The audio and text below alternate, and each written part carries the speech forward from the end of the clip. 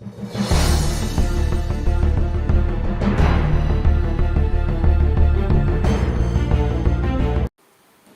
الله الرحمن الرحيم.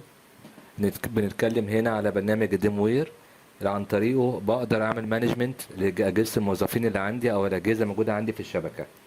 اهم ميزه فيه يا جماعه انك لما بتيجي تدخل على جهاز كمبيوتر مش متسطب عليه الايجنت بتاعنا او البرنامج عندنا، هو لوحده بيديك الامكانيه انك تعمل انستول. فبالطريقه دي ما بتحتاجش تروح تشتغل على جهاز الموظف تنزل الايجنت الاول. انت وانت قاعد على الجهاز بتاعك بتقدر تخش تعمل اللي انت عايزه على جهاز اليوزر. اول مره بتخش تسطبه تمام، بتعمل انستول السيرفيس من بعيد وبعد كده بتبدا تاكسسه عادي في اي وقت. طبعا لما بتنزل البرنامج عندك بتبقى العمليه عندك سهله.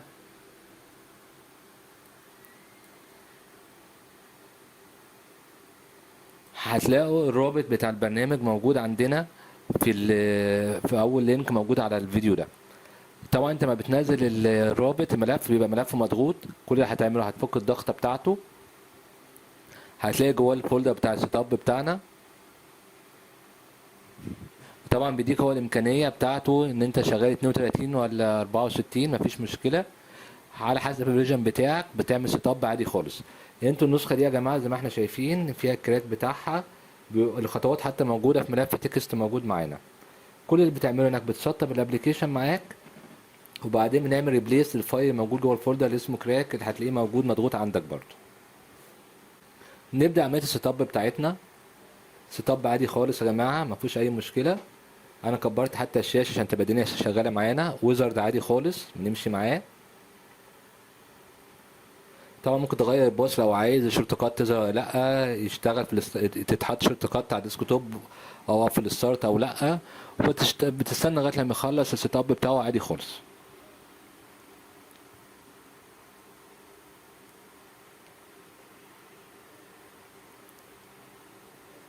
طبعا الحاجه اللي بتاخد وقت من جريها، بس هو ما بياخدش وقت اصلا معاك، يعني العمليه سهله قوي. طبعا هيسالك على ايميل، هتكتب اي ايميل انت عايزه. انت لما تيجي نشغل الكراك الايميل ده اصلا هيتغير معانا والدنيا هتتغير معانا.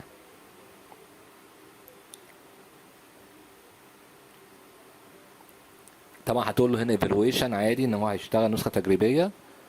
تمام، انا كده خلصت النوتيشن بتاعي وبيقول لي فاضل 14 يوم. بينزل الريكويرمنت بتاعته. تمام، برضو عادي ويزرد عادي بتخلصها مفيش اي مشكله. بعدها هنخش على فولدر بتاع كراك بتاعنا، ناخد الداتا الفايل بتاعنا اللي موجود هناخده كوبي مش اكتر من كده، وهنروح نعمل له بيست في الفولدر اللي انت سطبت فيه.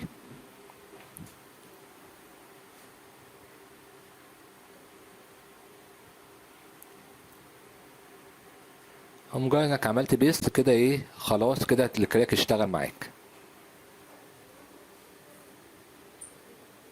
نفتح البرنامج بقى ونشوف.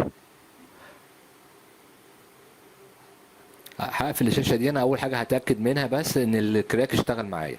فاكرين كان تراي ايفالويشن 14 يوم. لما اخش هيلب اباوت اهي، قال لي ايه كوميرشال لايسنس زي شغاله معانا، ومفيش 14 يوم ولا اي حاجه. فكده البرنامج بقى كامل شغال معاك. نقفل بقى الشاشه دي. يبقى كده احنا خلصنا سيت اب والكراك بتاعه. هنعمل كونكت على جهاز كده. بنكتب طبعا الاي بي بتاعه او الهوست نيم لو في دي ان اس. طبعا اهم حاجه يكون الجهاز بتاعك اصلا يقدر ياكسسه عن طريق الشبكه، يعني يكون موجود معاك على الشبكه فعلا. بكتب الاي بي، بكتب الباسورد واليوزر نيم بتاعي اللي هاكسس بيه. لو في دومين بكتب اسم الدومين بتاعي، مفيش اي مشكله. الجهاز انا هدخل عليه ده يا جماعه معلوش الايجنت، معلوش الديم وير قبل كده. فاكيد انا متوقع ان هو هيعمل ايه، متوقع ان هو هيسالني انا اسطب الايجنت عليه ولا لا. زي ما اتفقنا انت مش محتاج تروح تسطب الايجنت هناك، يعني مش زي الاني ديسك او النت او التيم فيو ان لازم يتظبط لازم يتسطب على جهاز الكلاينت الاول. لا، انا من هنا اقدر اسطبه. وطبعا بكتب اسم الدومين بتاعي ولو في سيكريت بكتبها.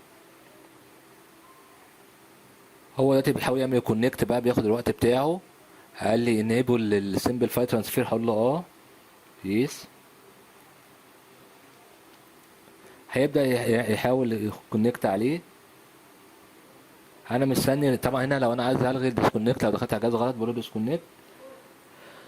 طبعا انا مستني الرساله اللي تطلع ان هو يقول لي ان السيرفيس مش موجوده، اعمل له انستول ليها. هقول له ايه، اوكي اهي انستول السيرفيس دي، مش اكتر من كده. تمام. بس طبعا لازم اليوزر اللي انت كنت كاتبه اللي يلحق. الشاشه بتاعت التاسك مانجر دي اللي قالت لي ان البرنامج بيتسطب على ايه، على الجهاز هناك لما دخلت عليه. ادي الجهاز اهو، قدرت ادخل عليه الديسكتوب بتاعه والحاجه بتاعته موجوده اهي. بمنتهى البساطه كده يا جماعه اقدر اعمل اللي انا عايزه على الجهاز ده، وفي مجموعه اوبشن كتيره تقدر تتعامل معاها.